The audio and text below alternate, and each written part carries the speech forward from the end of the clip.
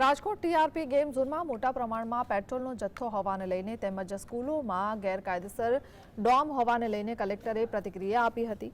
Rajkot collector પ્રભાવ જોશીએ પેટ્રોલના જથ્થાને લઈને જણાવ્યું કે મીડિયા તરફથી માહિતી મળ્યા બાદ પુરવઠા વિભાગ તપાસ કરી રહ્યું છે। વધુમાં કલેક્ટરે સ્કૂલમાં ડોમ હોવાને લઈને કહ્યું કે આરએમસી અને રૂડાને કાર્યવાહી કરવાની સૂચના આપીને તાત્કાલિક ધોરણે ડોમ દૂર કરવામાં આવશે।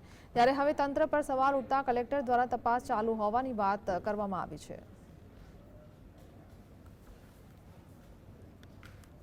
आज समाचार મળે છે કે ત્યાં પેટ્રોલનો જથ્થો હતો એ દિશામાં પુરવઠા તંત્રને તપાસનો આદેશ આપેલું છે। એ લોકોએ ત્યાં સ્થળ વિઝિટ કરી છે તથા એફએસએલ સાથે પણ એ લોકો સંપર્કમાં છે। એમાં જે રીતે એફએસએલમાંથી રિપોર્ટ વગેરે આવશે એ લોકો પોતાનો અહેવાલ જે છે ઇન્વેસ્ટિંગ ઓથોરિટીઝને સોંપશે।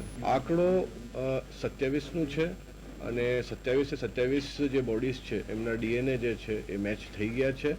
અત્યારે આંકડો